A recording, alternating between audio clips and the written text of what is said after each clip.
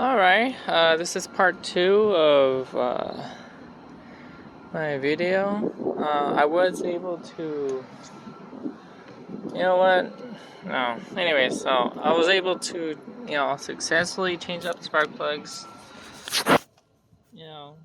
I took this entire thing off. What I actually did was that I picked this thing up and just bent it up. Not bent it up, but, I took it off its mounting brackets and the certain parts, where it was holding it. I am actually missing a few screws.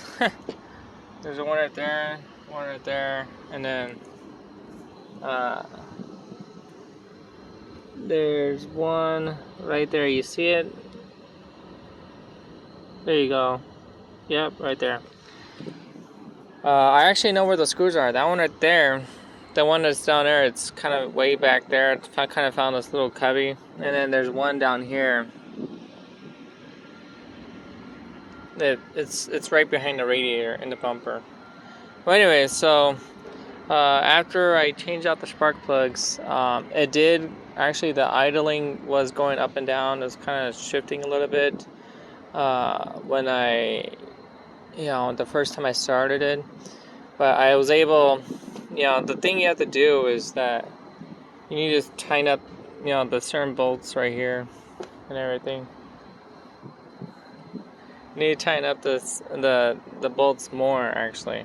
The ones that are holding it down from the top. The 2 on the top and the three down here and the 2 on the top. You need to tighten up that more, actually. That's what I did. I turned off the engine, started it back up, turn off the engine, tighten them up a little bit more. You just got to be careful the way you tighten them and make sure the engine's not hot. When you do that, otherwise those bolts could snap under the heat pressure. So I did tighten that up, and it just runs perfectly. Haven't had an issue. You do have to, for my previous video, you do need to remove this. You need to remove this. Take off these 2 screws right here. Take off this screw. Remove all this. Make sure to remove this just to get to the other mounting bracket right behind this piece. So you have to remove a lot of, I kept this on, to be honest. I left this, I took this off. No, I think I took this off. Yeah, so you can see in my previous video. But yeah, it's fairly simple.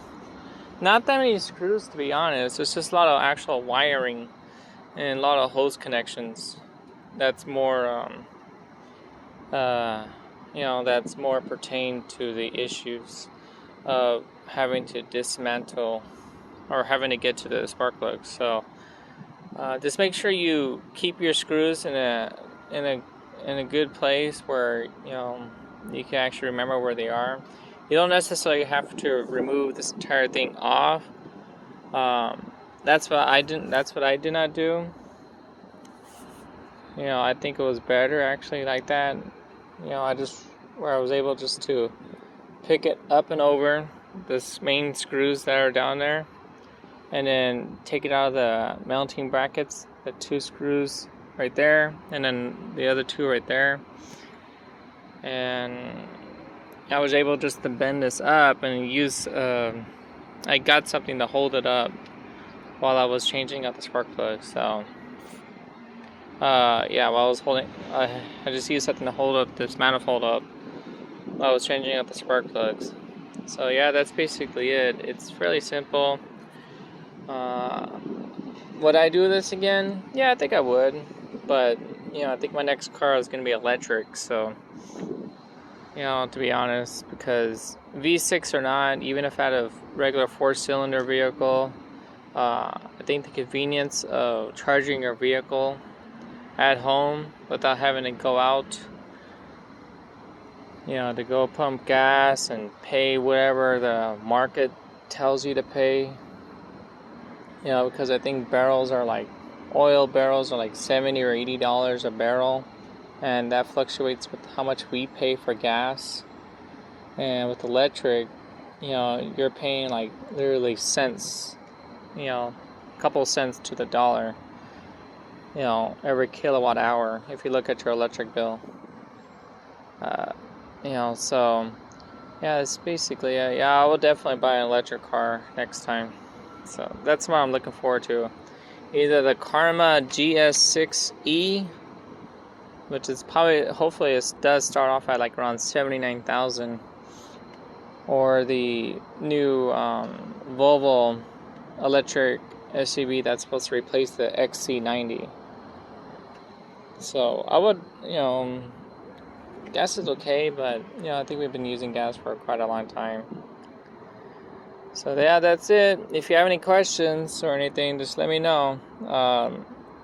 You know, just write them down in the comments. I'll be more than happy to, you know, give an explanation of any type of issues that you may be having, and I'll be more than happy. I will be going to the Mitsubishi dealership to go get those screws and the other one down there, and then I do have a light that comes on inside the car, or not a light, but the warning sign that says, oh, service engine soon or whatever, or it says something like that.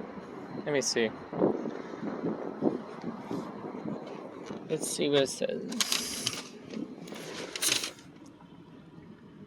I'm not leaving. This car wants to park where I'm parking. Alright, let's see what this thing says.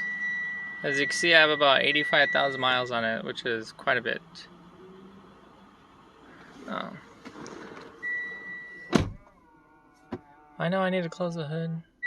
There you go, routine maintenance required. See, yeah, I don't know if anybody else is getting that, but I have done a lot with this vehicle. Already I spent like what? I spent about $500 changing out the transfer case, the rear differential oil, and then the only thing I need to do really is just I do change out obviously I changed out the spark plugs, the oil. The only thing I really need to do is just probably change out the air filter and then flush out the radiator fluid, but that's basically it. I do have a AGM battery here, an interstate AGM battery, which is pretty good. I recommend this for any car that's built now, you know, because you got like you got a lot of different stuff that's running in the background. You got the rain sensing wipers that are waiting for rain to come down. You know, this engine does suck up a lot of juice. You got power seats, heated seats, power mirrors, AC, dual climate control. This particular Mitsubishi has LED lights, but they can also be adjusted. I'm not sure if the new ones could do this. You can actually adjust the pitch of the actual light, of the headlight in the front. Pardon my mess here. I really need to clean this car. My son destroys my vehicle every day. So, you know, heated steering wheel, you know, all-wheel drive system. So yeah, I mean, I recommend anybody that has a newer vehicle, you know, that's like the higher end of a vehicle that has like a lot of technology running in the background, like you know, what do you call it, adaptive cruise control. You know, this one actually has a mirror inside of it, so anytime there's like a rude truck driver that just likes to, you know, with a raised vehicle and then put his, you know, his lights in my rear mirror, I'm able to, you know, I don't get that light coming back at me. So yeah, I recommend anybody that has a new car getting an AGM battery. They are kind of expensive a little bit. Not expensive, I mean, I think this one costs like $120. But it's worth it. You know, you could leave your engine on for like the longer term. You know, for a longer time. Or not on, but you can leave the electrical on, I guess. Charge your phone, whatever. AGM batteries are built stronger than traditional batteries. So, but yeah, that's basically it. If you have any questions, let me know. I'll be more than happy to help. But yep, thanks.